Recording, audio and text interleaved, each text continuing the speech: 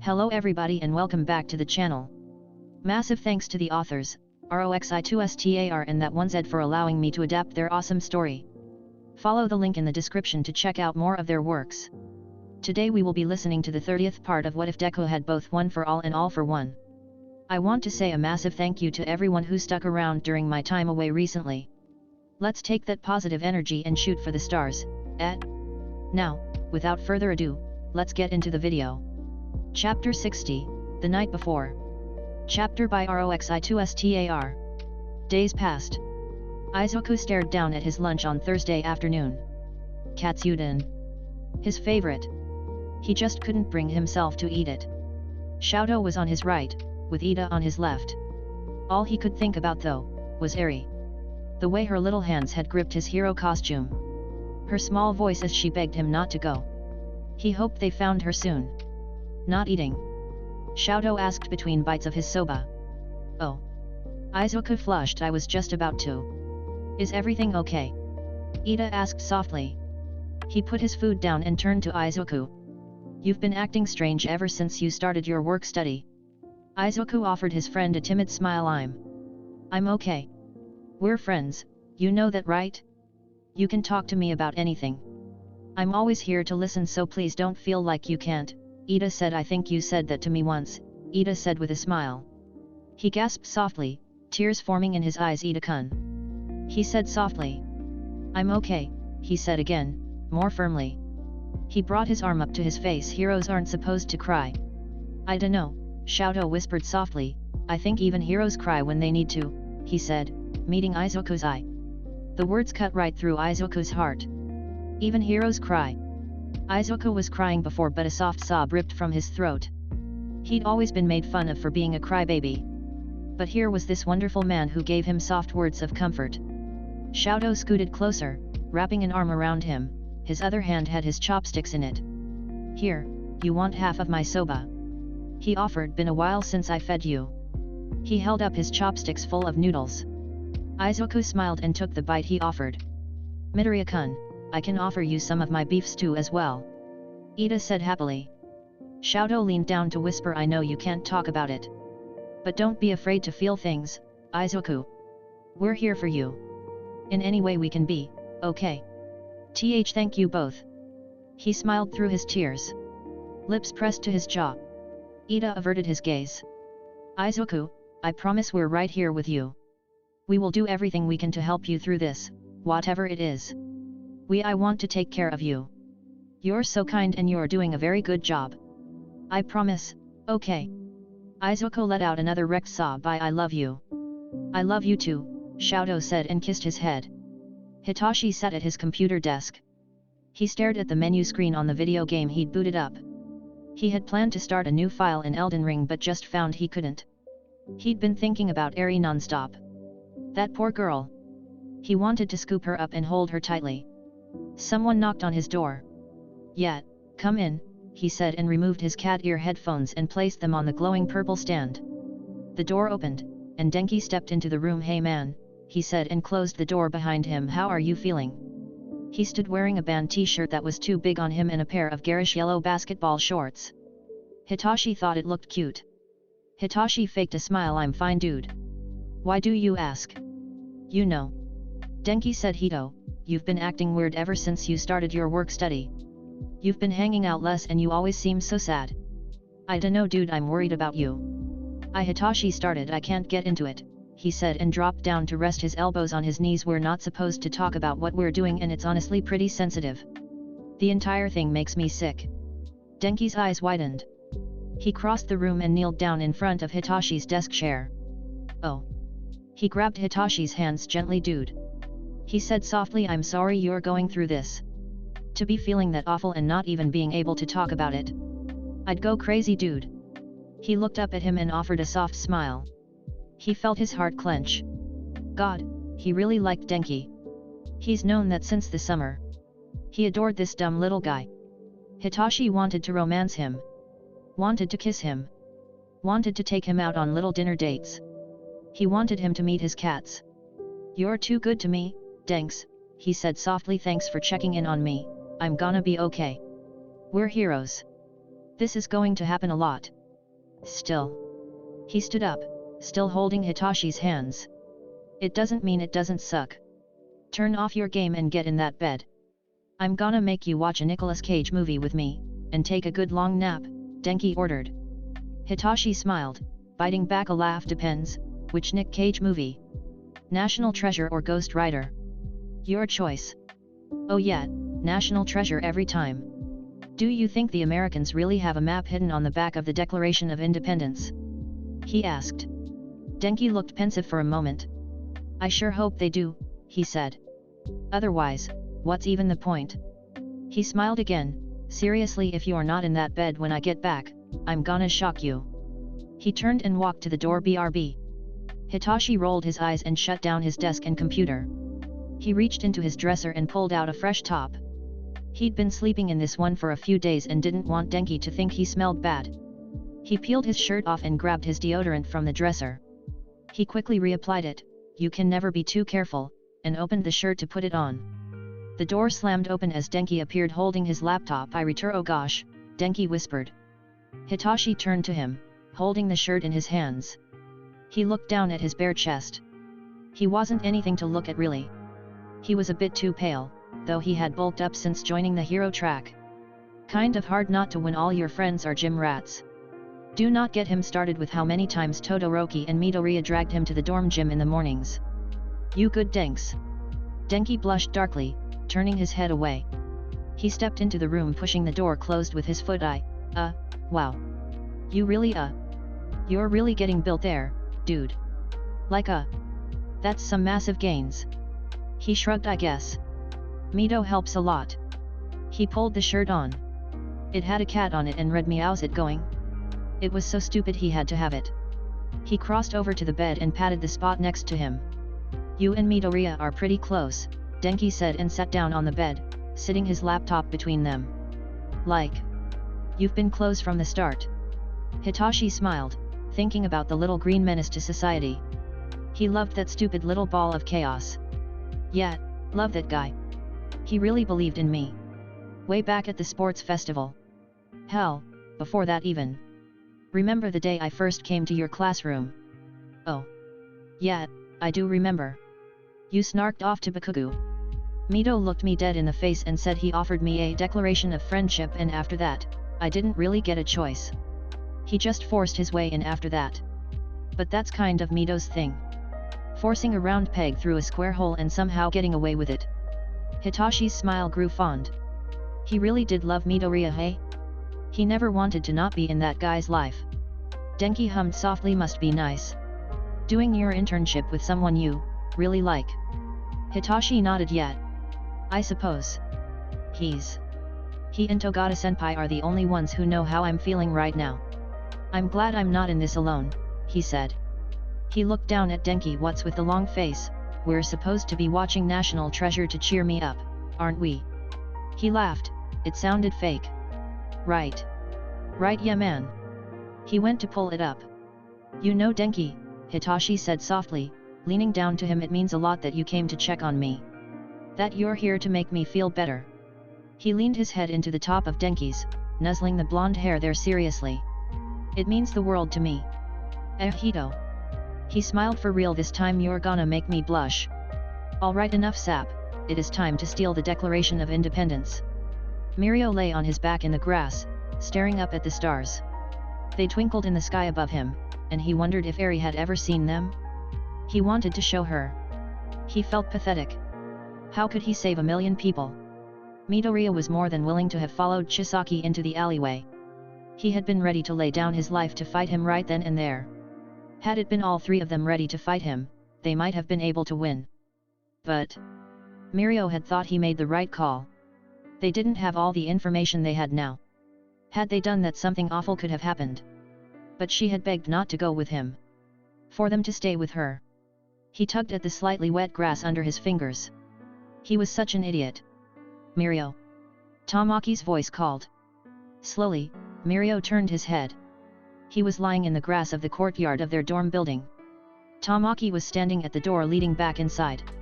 He closed it behind him and made his way over to where Mirio was lying. Are you okay? I mean, I know you're not, but... He sat down next to him. Do you wanna talk about it? He sat up to sit next to his childhood friend properly. Mirio began before he smiled at Tamaki. I'm okay, he said. I'm worried for Eri, but we're going to save her. Pretty soon she'll be safe and sound. Tamaki nodded. But what about right now? He asked. She's hurting right now, Mirio said softly.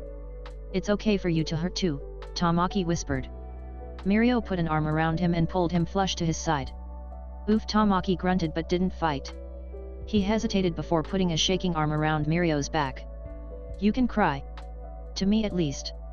Mirio hummed, looking back up at the sky. Do you think she's ever seen the stars? You can show her someday, he said. I know some constellations. He pointed a long slender finger up. There's Cygnus. That was always my favorite. It's the swan. Oh. Mirio said. I remember that one. It was on the bonus features of your sister's Barbie in Swan Lake DVD when we were kids. Tamaki flushed. I mean, he sighed. Shut up. Mirio laughed, hard enough that it made his entire chest vibrate. Slowly, he calmed down again. Do you think she's seen any Barbie movies? I mean, Sir found her because one of the Hasaikai members was buying her toys. I dunno, Tamaki said honestly. Tears streamed down Mirio's face. I want to show her everything. You will, he whispered and leaned his head onto Mirio's shoulder. It's gonna be okay. Mirio didn't respond, just letting the tears fall. Tuya lay on his back, one of his arms hanging off the side of the building. He held his cell phone in the other hand. He had a lot of unread messages and missed calls from the league. He hadn't exactly been coming home much lately. He was finding it harder and harder to stand listening to those idiots. Maybe, once upon a time, he could have really gotten into what they were peddling, but now he was finding them more and more intolerable. But he had a part to play. A mission to complete. Then, he'd happily set a match to the entire thing. So you are here. Tuya put his phone down. Hawks had landed in front of him, standing on the edge of the building. He sat up slowly, and turned so his legs could dangle. I'm here. He side-eyed. Hawks, took you a while to get back to me. I know you had contact with Hisashi a while back. I'm a busy guy, what can I say? Hawks smiled. Besides, I was trying to gather some more intel. Asked for a certain UA student to come do a work study with me, but I lost out to Sir Nitai of all people. He pouted. It was rather endearing. Can you believe that? He wanted Sir Nitai over the number 3 hero. Tuya narrowed his eyes. Which UA kid? Midoriya Izuku, Hawks said. He's an interesting kid, don't you think? He asked. All Might's stepson. Got kidnapped by the League of Villains. He looked down at Tuya. I'm interested in getting to know him more. He glared up at him. Izuku aside, he said. So, you're trying to infiltrate the League? Hawks seemed to debate before sitting down next to Tuya. Can I trust you, Dabby? Tuya smirked. You probably shouldn't. But I think I'm your best chance at this working, pretty bird. Okay then, he said. I'm trying to infiltrate the League to bring it down. Can you help me? Yeah, sure. Because I can't do it without. Did you just say okay? Hawks asked. Tuya nodded. I said yes. I'll help you infiltrate the League, he said. They're a bit busy right now. The Shihasaikai stepped on our toes, so we're doing a side quest, as Shigaraki put it. Hawks blinked. I heard something about that, he said, and pulled out his phone. On HeroNet. Yeah, the Nitai agency is leading some investigation against them.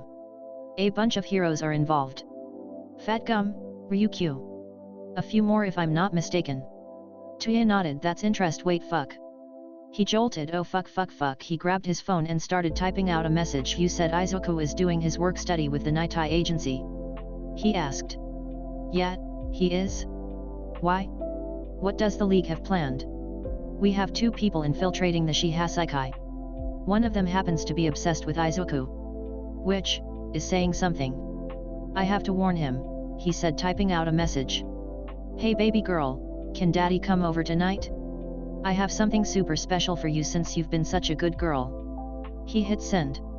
Hawks leaned over his shoulder. Baby girl? He asked with a laugh. It's our code, he grumbled. His phone buzzed. Sorry daddy, sad face, I'm so busy with school this week. How important is it, daddy? He cursed. Shit, he said before typing out. Are you alone? Can daddy call? He wants to hear your sexy voice, baby girl. His phone rang. Tuya answered, "Hey baby girl, can I speak freely?" "What's wrong?" Izuku asked. "You never call. You're freaking me out." Hawks blinked, staring at the phone. Tuya waved him off. "Listen, it's important. A little birdie told me you're doing your work study with the Nitai agency." He asked, "Are you involved with the Shihasaikai case?" "I am," Izuku said softly. "I can't really get into it, but the League sent Toga Himiko as a double agent to infiltrate their ranks. If you're involved with them, be wary of her, okay? If she sees you, she's gonna go all Yandere on your dumb ass." Tuya barked into the phone. "She and twice won't be enough to capture you on their own, but they might try some bullshit." Izuku was silent on the other end for a few seconds. "Thank you for telling me. Can you do me a favor, and not tell my dad?" Tuya raised his eyebrows. "Why not? If they knew the League was involved that deeply, I might get pulled from the mission. And I'm not letting that happen. I can't explain everything about it, but it's extremely important. Do not narc on me." He cringed. "I promise I won't. I'm stuck on nicotine patches because of you. I missed 3 valuable days of school. I'm not gonna fucking narc. If you narc, you're a dead man," Izuku threatened. He sounded like his father. Tuya shuddered. "For the last time, I'm not gonna say shit." He grumbled. "Good," Izuku said, his voice cheery again. "I gotta go. I'll tell Shoto you said hi and that you miss him. Bye." He hung up. Hawks stared at him for a long moment.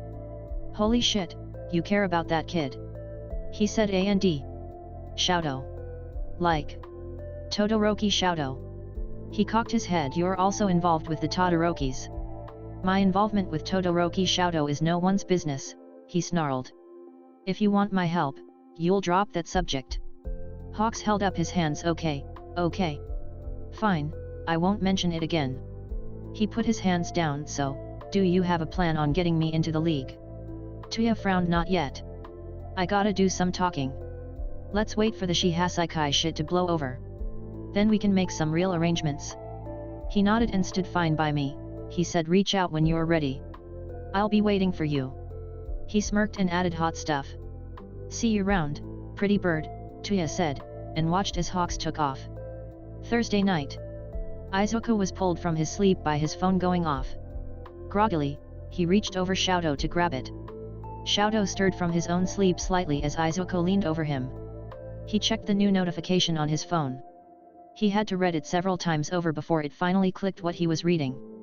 "Oh my god," he said and stood up in the bed. "Oh my god." Shoto yawned, rubbing his eyes. "What's wrong, bun?" he asked before yawning. "Work study." He broke off. "Hold on. I'll be right back," he said and ran from the room. He didn't even bother with the elevator, just using float in the stairwell. He landed on the ground gently and burst into the common area. Shinsu, Kirishima, Okako, and Tsuyu were all there already. He held up his phone. "They found her." Shinsu said, "We're going tomorrow." He grabbed Izuku. "Mito, we're saving her tomorrow." Izuku hugged him back. "Why yet?" he whispered. "Tomorrow. It's late," Tsuyu said. "We'll have to be there early tomorrow. We should all get back to sleep." Okako nodded. "I dunno if I'll be able to," she said softly. "I have some sleepy tea if you girls want." Kirishima offered. "My mom sent me some a few weeks ago." Shinsu pulled back from the hug and turned to Kirishima. "Mind if I have some?" he asked softly. Kirishima gave him a sharp smile. "Of course, man. What about you, Midoriya?" Izuku shook his head. "Nah, I'm okay. I sort of just woke Shoto up and ran out of the room. I should get back to him," he said, "but I'll see you guys in the morning. We can do this." He smiled brightly at them. "We can do this." Izuku closed the door to their bedroom behind him gently. Shoto was sitting up in bed. "You're back," he said and patted the spot next to him. "Everything okay? You said it was related to your work study, so I understand if you can't talk about it." He smiled softly, crawling into bed and pushing himself under the covers. "I can't go into details, no," he said, "but tomorrow is what we've been building towards. I won't be in school." Shoto frowned. "Is it going to be dangerous?"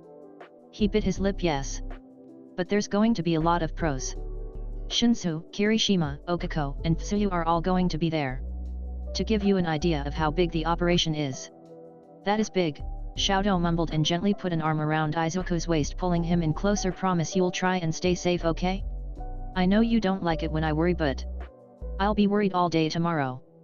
Izuku laid his head on Xiaodo's shoulder. It's going to be okay. Is it about the little girl?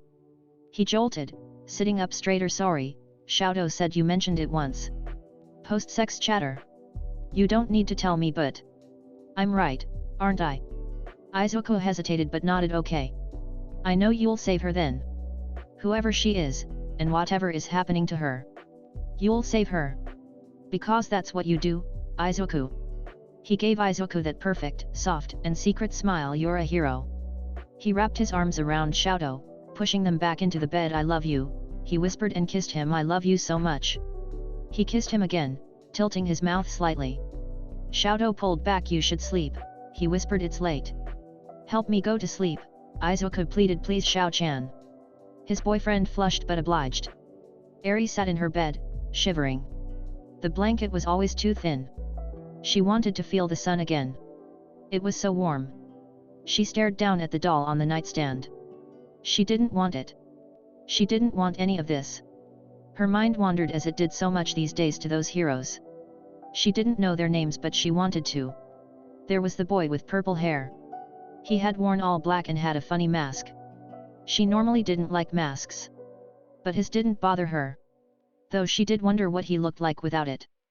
His hair looked so fluffy. She wanted to touch it. She liked that it was purple. He had noticed she was scared and leaned down right away. The big one with the blonde hair seemed very kind. Eri wondered if he was. He had a silly voice. He seemed to be the oldest and the one in charge. He was calming. She laid her head down on her pillow, fisting the material of the sheet under her fingers. He seemed warm. Was he warm? She wanted to know. Then there was the green one. He had been so soft with her. When he held her, she didn't feel scared at all. He was the smallest of them, but he had seemed massive to her. She liked his eyes. Big and green, and endlessly kind. He had been willing to follow Chisaki for her. He hadn't wanted to let her go. She had to pull away to save him. They felt like big brothers. Eri didn't know much about real families. But she heard about big brothers. People who are supposed to be strong, and keep you safe. People to rely on. Eri hadn't ever had a big brother before. The big blonde would be the oldest brother. The strong one who'd give her piggyback rides. The purple one would be the middle, he'd probably have a lot of funny things to say. The green one was the youngest, but probably the kindest. He would give good hugs. Eri couldn't remember ever being hugged, but the way he held her in his arms was probably the closest she's ever come. It felt nice to be hugged. Eri. A voice called from the door. Rest up, we have more work in the morning. It was one of her caretakers checking in on her. He closed the door and shut off the light, leaving Eri in the dark and cold of her room alone. She lay in the hard bed under her thin blanket. All alone with her thoughts. Tomorrow would bring more pain. She'd be taken apart and put back together again. Over and over, until it was time for bed. Then she'd lay her just like every night. She shivered, pulled the blanket up under her chin, and curled up into a ball. Eri didn't cry. She didn't sob. She wasn't sure she remembered how to. She wanted to see the heroes again. That wait is almost over. What do you think? Will our heroes make it out of the Shihasekai raid unscathed? For those of you wondering, there is a question of the day today. This time around, I want to know what the craziest adventure you've ever been on. While you're thinking about that, if you're enjoying the videos so far, make sure to hit the like and subscribe buttons down below. They really help push our community to more and more people. Okay, got your comment submitted? Wonderful. Now we can get back to the episode. Chapter 61, Don't Stop Dancing. Chapter by Roxi2Star. 8 AM. Izuku stood in the massive group in front of the police station. His body felt like it was tingling all over. He was ready to go.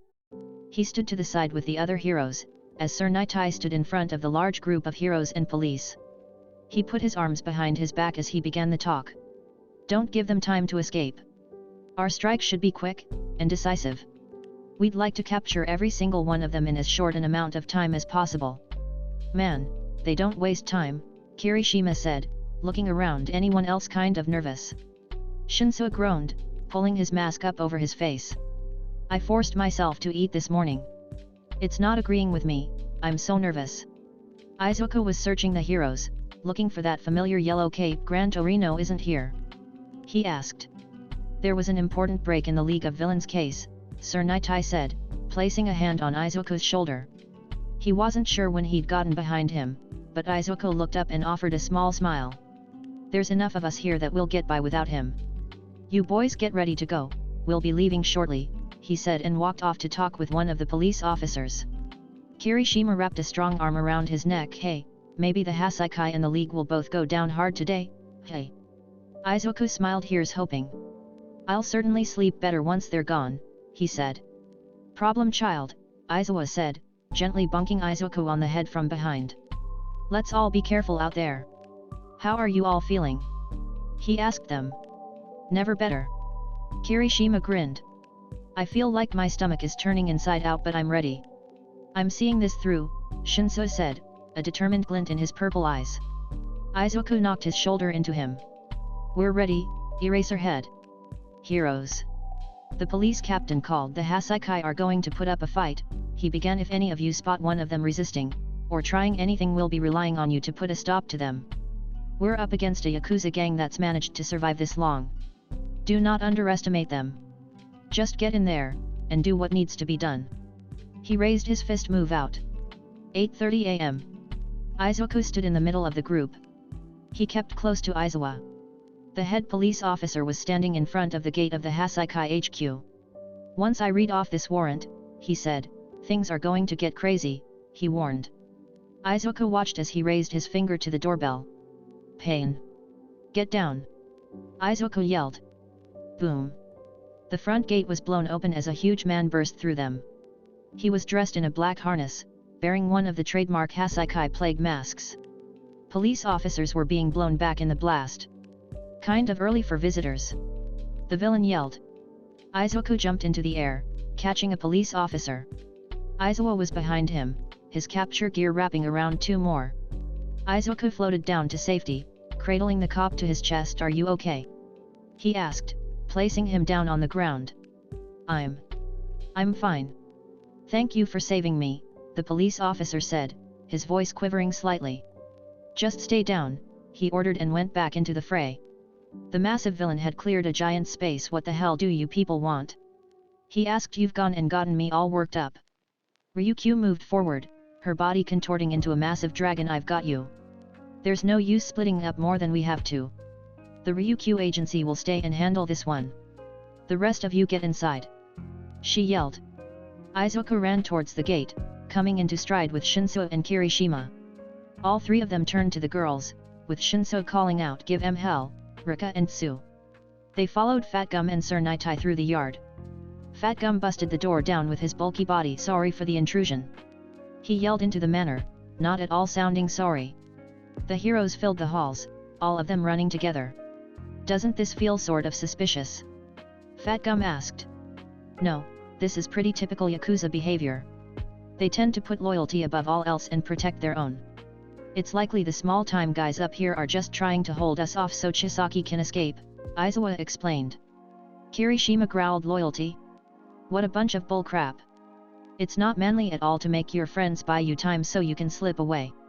The group turned a corner, stopping in front of a small inlet of the wall where a flower vase sat on the shelf. Here, Nitai said, in the vision I got off the Hassaikai member there should be a secret panel right. He touched a tile on the wall, and pushed it in.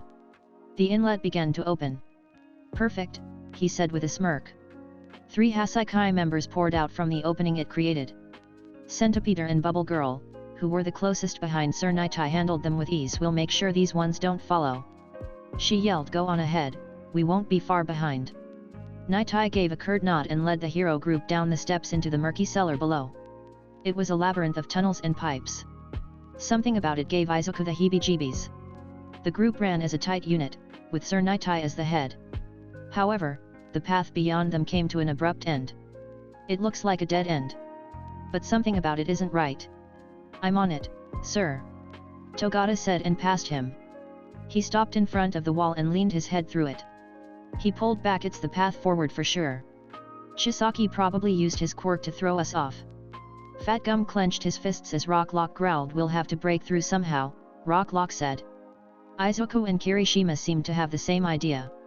Kirishima hardened his body as One for All flickered around Izuku's body. Together they collided into the wall. The hastily made plaster shattered on their impact smash. Izuku yelled. He landed gracefully. "Well," Rocklock said, "that didn't suck." Izuku chose to take that as a compliment. However, before anyone could celebrate, something worse happened. The walls and floors around them began to shift as if they were made of rubber. Twisting and contorting. The HQ director Iranica, the police captain, said, "But his quirk is only supposed to let him control something the size of a mini fridge. Remember, these guys are drug pushers." Fat Gum said, "He's probably given himself a boost. But to be able to control the whole basement, he's made it into a living maze." "It's fine." Togata said, "We can keep pushing. We're in a race against the clock. I'm going forward. The walls moving doesn't matter to me. I'll get to the target. We'll catch up later," he called, running and vanishing into the walls. Izuku felt a wave of worry wash over him. Would Togata be okay? Sir Nitai frowned. "He'll be fine. Let's try and..." Pain. Danger sense tingled all over Izuku's body as the floor gave out from under them all. The whole group came crashing down into a heap on the floor. They'd fallen into a deeper level of the basement. Izuku was on his feet, helping some of the police officers who'd managed to stay close up. "Looky here," a voice called. 3 more Hasaikai members entered the room. State-authorized goons dropping from the sky. "Isn't it our lucky day? It's a fight you want, hey?" Fat Gum asked. Amajiki threw up his arm in front of him. "These guys just want to slow you down. Everyone keep moving. I'll handle the 3 of them," he said, and in a flash, his arms turned into long tentacles. He wrapped them around the 3 Hasaikai goons. "Move!" he yelled.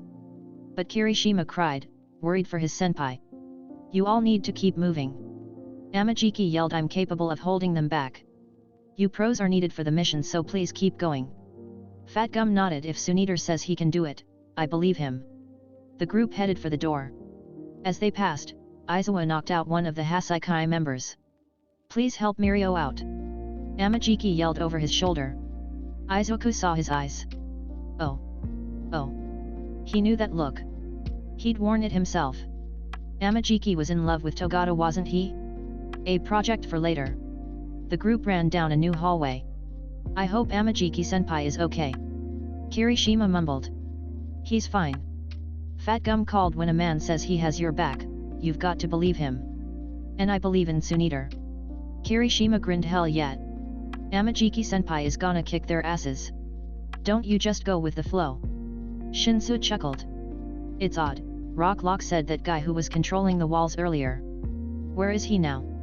He's allowed us to come this far without interfering," Izuwa said. "I'm guessing that means he doesn't have complete control of the basement. It's more likely he's only able to control a small section at a time.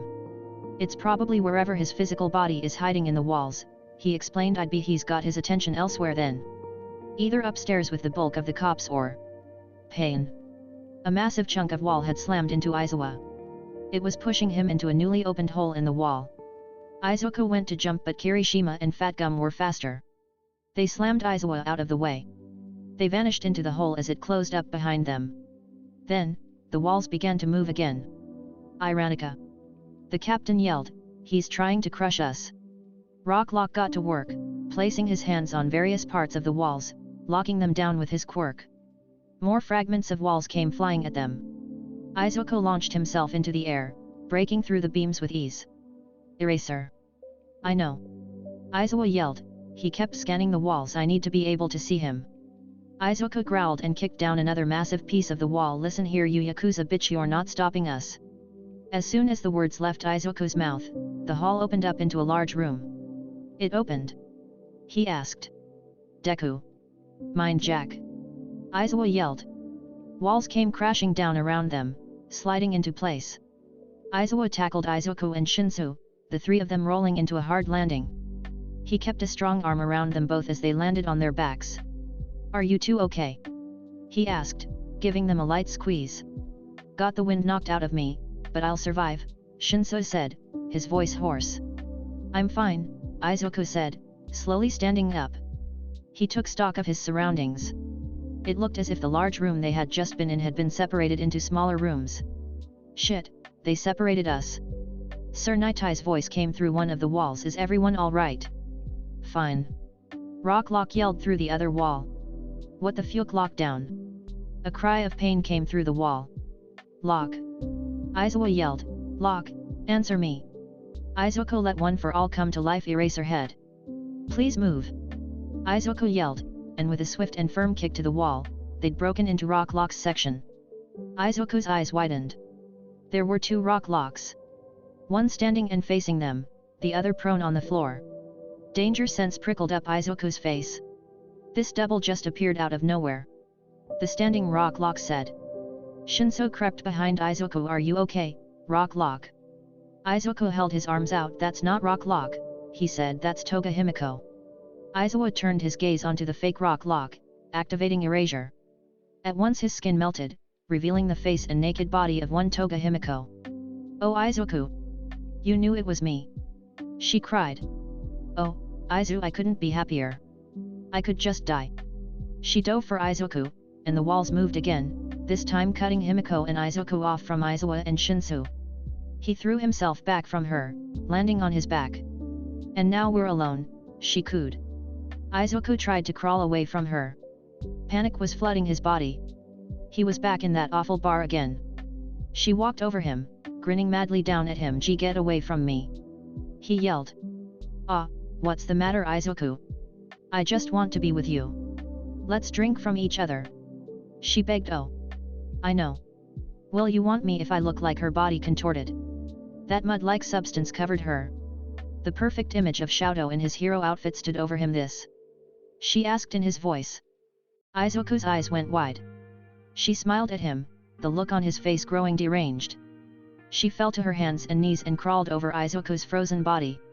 You like him, right? Shao-chan. The Shoto Himiko asked. She made his voice sound wrong. Izuku shook his head. Get away! He yelled. Why couldn't his body move? He could throw her off easily. Why couldn't his body respond? Oh Izuku!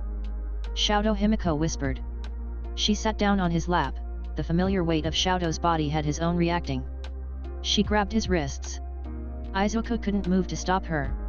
His body had stopped reacting at all. She pinned his arms above his head. He whimpered. You're so cute. I want to see you all beat up and bloody though. She leaned down, her wet breath prickling the skin. She sank her teeth into his neck. She broke the skin. A violent shudder ran through him. He was going to be sick. A hot tongue traced the blood seeping from his neck. The wet slick made his stomach flip and squirm. He couldn't move, he couldn't breathe. She had him pinned. She ground her hips against him. His legs twitched. Stop! He begged. Why couldn't he stand up? Tears sprang from his eyes. He was back in that fucking bar. He wanted to vomit. Then, Shoto Himiko began to suck. She purred. I love you, Izuku, she whispered, Shoto's voice husky against his ear. The wall finally cracked open, Izuku and Shinsu forcing their way through it. Roki? Shinsu asked, dumbfounded. Shoto Himiko looked up, frowning. Even that made Shoto's face look wrong. Oh no, sorry Izuku. Seems our time together is being cut short. She looked back down at him, as Shoto's face began to melt. Didn't get enough of his blood. I'll try and get more and we can finish, okay? Izuku pounced, his capture gear moving to grab her. She jumped, dancing out of its grasp. She flipped forward and over Izuku, stabbing him in the back, and dropping her knife. She forced him down, giggling as she vanished behind another moving wall. Eraser! Shinso cried, helping his teacher back up. I'm fine, he grunted. Deku, can you move?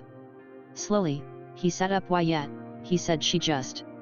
I couldn't. He shook his head, wiping his tears away. He stood up. I'm fine now. He walked over to the dropped knife. Here, he said, his voice sounded far away. Her quirk works by drinking blood. We don't want her to have yours. He frowned. She bit me though, he said, showing them both his neck wound. Deku, Shinso said, she looked like Roki. He nodded grimly. She must have gotten his blood somehow. But when? He cleaned all the blood off the knife Himiko left behind and stowed it on his belt for later. Ponder it later, Aizawa grunted. Rock needs his injuries looked at. He was stabbed deeply. Izuku could hear crashing on the other side of the wall, but based on the sounds Nightai had it under control. He leaned down to Rock as Shinsu handled Aizawa.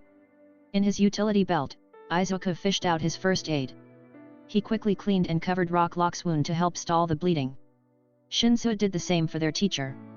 Aizawa hissed in pain. Sorry, Shinsu said, had to disinfect you. Don't know where that psycho's knife has been. No sooner than when they finished, the building began to move again. Izuku was thrown off his balance. A deep voice reverberated through the room. Make a laughing stock of the Yakuza? I'll kill you, league scum. The walls moved wildly around them. Police and Sir Nightai being thrown around. Shinsu held up Aizawa as Rock lay on a piece of stray wall. Izuku looked up from his spot on the ground. A weak point was in the ceiling. That was the spot, he was sure. Eraserhead. He called. Keep your eyes on me. He said, one for all crackling around his body. He lifted himself up with float. Time to smash these Yakuza. Izuku used the walls to kick off, propelling himself upwards. He could hear where Iranika was hiding after he spoke. His voice bounced off the walls. While his hearing wasn't as good without the rabbit ears out, it was better than the average person's. He knew where Iranika was hiding. Smash! He cried, swinging his leg up into the spot on the ceiling where the voice had come from. He'd cracked the wall with a direct hit. The blonde hair and pale skin of the HQ director was revealed. At once, his body was expunged from the ceiling. Eraserhead must have laid his eyes on him. Sir Nightai tossed a stamp, smacking him in the face. He fell unconscious. Izuku grabbed him and hoisted him over his shoulder. Slowly, he floated back down to the ground, meeting back with Sir Nightai and the others. Good work, Deku, Sir Nightai said softly. Now we'll be able to move freely. How do we get this place back to normal though? The police captain asked. Sir Nightai waved him off. It's fine. I know the way through. I've been keeping track. He pointed. We need to keep moving that way. Stay here with Iranika in case he wakes up. I'll take Eraserhead and the boys with me, he said. Deku, we'll be relying on you to break through any more walls they put in our way. Izuku's heart swelled with pride. Yes sir. Rock groaned at their feet. Shinso leaned down. Are you alright? He asked Rock quietly. Fine, he grunted. That bitch stabbed me.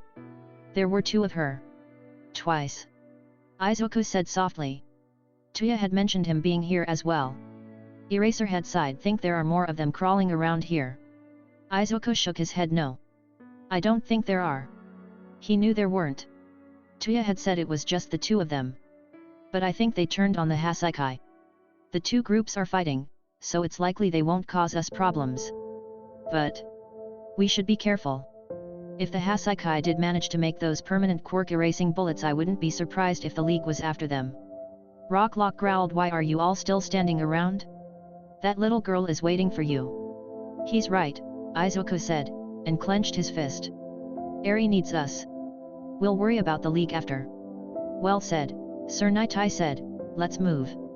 The four of them, Sir Nightai, Aizawa, Izuku, and Shinsu, moved onwards. They got out of the large room that Iranika had created with his quirk and found themselves back in the long hallways. This is the right track, Sir Nightai said. They turned a corner, and there on the ground was another Hassaikai member. He lay in front of another hastily put up wall. He's unconscious. Leave him. Deku. Izuku leaped, one for all crackling around his body on it. He cried, smash. He crashed into the wall. Aizawa and Shinsu flanking him on either side. They broke through into the next room. It was a massive room with high ceilings. Directly in front of them, stood Chisaki some yards away. Out of the corner of his eye, Izuku spotted Togata. He looked worse for wear. He'd done so well. But Izuku was here. He'd finished what his senpai started. And he wouldn't give Chisaki a moment to react. Sir Nightai was right. Quick and decisive. He bounced off the ground, using it to propel himself into Chisaki, swinging his right fist with 15% one for all. Smash! He landed the hit onto his arm, sending Chisaki flying back. Nightai. Aizawa called, "Get the girl." Chisaki slammed his hand into the ground, a strange rash crawling up his arms. "My quirk, damn it. Chrono. Wake up." Aizawa shoved Izuku into Shinsu, and the two of them fell into a heap.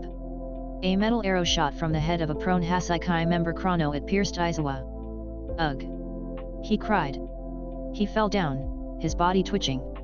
"I meant to hit more of you. But eraser will do," Chrono said. "That's it, just slow down." Eraser head. Shinsu yelled, "Oi! Chrono, you asshole, why are you?" Izuku jumped into action. "Chisaki!" he screamed. Aizawa was going to end up blinking. Izuku had to get to him before that happened. He bounced off the ground, and into the air. Chisaki slammed his fist down, spikes erupting from the floor. "Damn it!" he cried. A spike nearly impaled him, as he slammed into it. "Everything you're doing is hopeless," Chisaki cried. "I won't have my grand plan ruined by a bunch of fools." "Hey!" He turned towards the crumpled form of another Hassaikai member. Izuku struggled to move. "Nemoto, you're willing to die for me, right? You always said you were in a flash." Kaizakai activated his quirk. "The light was bright, Lemillion, without a doubt you were stronger than me. But it was all for nothing." The light faded, and now Chisaki stood, looking monstrous. He'd broken down his henchman's body as well as his own and combined them together. His face was distorted, and he bore 4 gross arms with sharp claws. Izuku felt sick just looking at him. "I'll be taking Eri back now." Izuku glanced around the room quickly. He needed to figure out what to do. Aizawa was gone, as well as Chrono. Shinsu too, had he followed them? Were they okay? He shook his head. They'd have to be. Sir Nitai was holding Togata and Eri close to his chest, nestled between the spikes. That meant it was Izuku against Chisaki alone for now. "I feel sorry for you, Lemillion," Chisaki continued. He straightened his body up, his arms unfurling. "If you hadn't gotten involved with me and Eri, you wouldn't have lost your quirk for good." Togata's quirk was gone? That meant they'd finished. They had the permanent quirk erasing bullets. Not good. "Now all your friends are going to die," he said and began to charge towards Sir Nitai. Rage. Izuku pushed forward, intercepting Chisaki's attack. He pulled up his shield, blocking his attack. Then Izuku turned, slamming the sole of his foot into the side of Chisaki's head. Chisaki grunted, his body slamming into the wall. "I won't let you touch them," he snarled. "Deku!" Sir Nitai yelled. "Take Eri and Mirio. Get them out of here." "Yes, sir," he called and ran to them. "Okay, come on," he said, trading places with Sir Nitai. He and Chisaki began to fight Eri-chan high. "Come on, let's get you out of here, okay? Lemillion, can you move?" Togata grunted, standing slowly. I'm fine," he said and forced a smile. "I can move." He swayed on his feet. "Come on, Eri-chan. We're going to get you out of here, I promise." Izuku stood up and gently picked them both up. He leapt up and crashed into a wall, leading them back into the hallway. He put them both down gently. "Let's go, there are police officers and more pros fighting up top.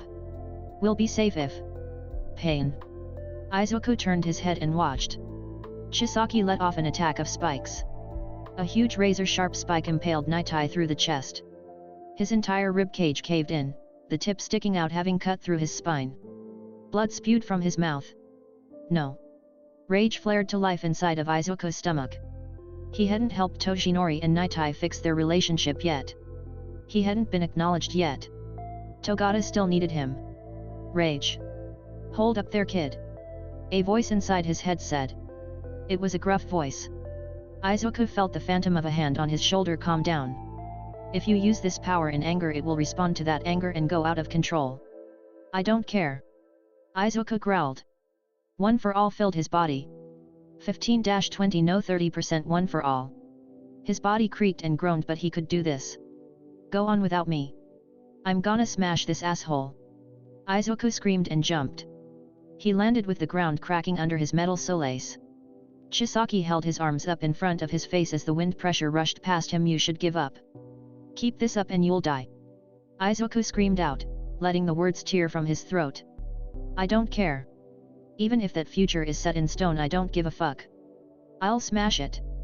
We're winning. We're saving Eri, and you're going to jail." That's my prediction, you stupid asshole. Okay. But don't say I didn't warn you.